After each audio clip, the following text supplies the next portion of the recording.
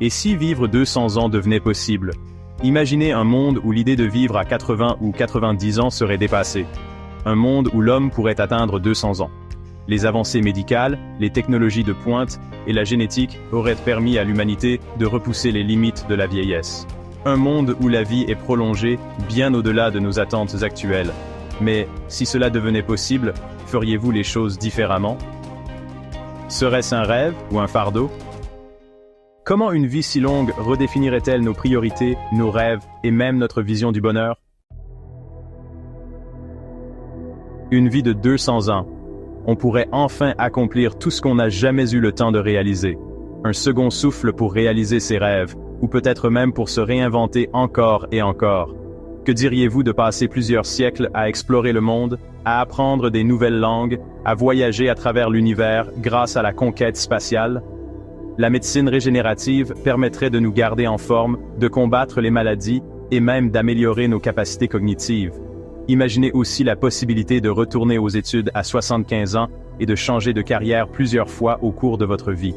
Vous pourriez expérimenter des métiers de rêve, créer des entreprises, partager votre expérience et votre sagesse, explorer des secteurs nouveaux comme les voyages interplanétaires, ou encore contribuer à la sauvegarde de la planète avec l'émergence de nouvelles technologies écologiques. En un mot, vous auriez tout le temps pour réaliser vos ambitions, de la même manière qu'un artiste qui se réinvente au fil des décennies. Les scientifiques réalisent des progrès significatifs vers l'extension de notre durée de vie en bonne santé. Les progrès en biotechnologie promettent d'éventuellement guérir des maladies héréditaires. Des entreprises de biotechnologie comme Calico, soutenues par Google, investissent massivement avec l'ambition audacieuse de tuer la mort.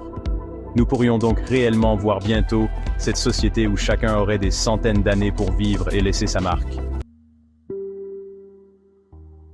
Mais si cette longévité infinie venait avec son lot de désagréments, un monde où nous vivrions 200 ans signifierait que les défis seraient multipliés, et notamment la question du travail et des retraites. Si les gens ne travaillent pas jusqu'à 150 ans, comment vont-ils financer leur retraite? Les jeunes générations pourraient-elles encore avoir des opportunités de trouver un emploi?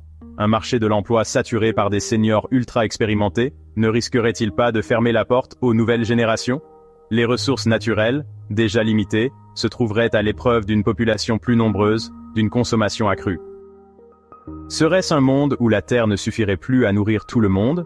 Et même si les progrès technologiques permettraient une meilleure gestion de ces ressources, la question de l'équité serait au cœur des débats.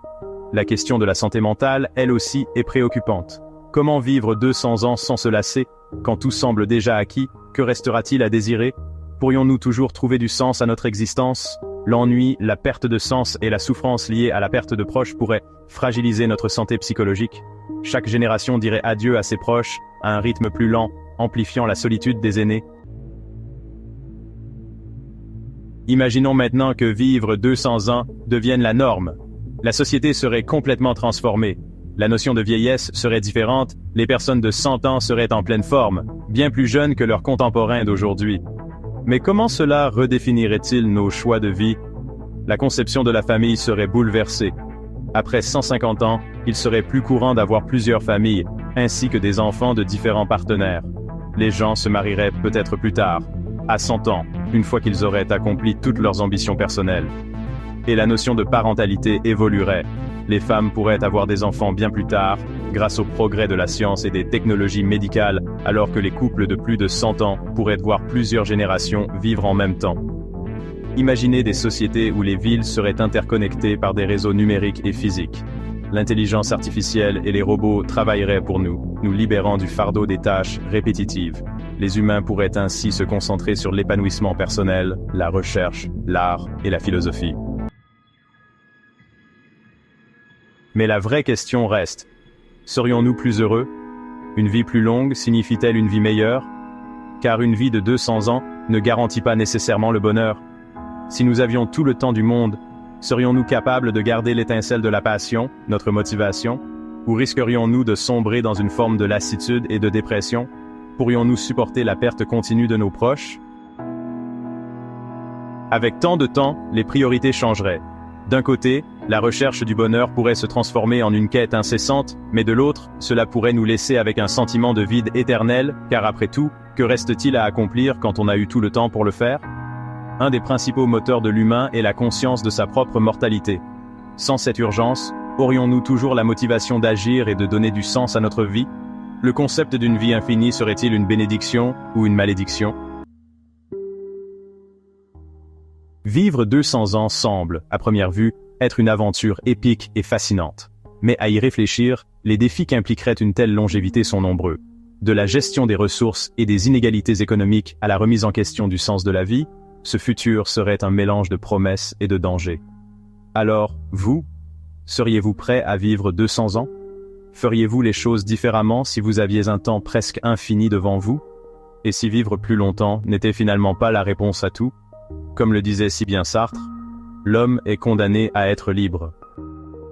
Une liberté qui, face à une vie de 200 ans, pourrait devenir à la fois un cadeau et un défi.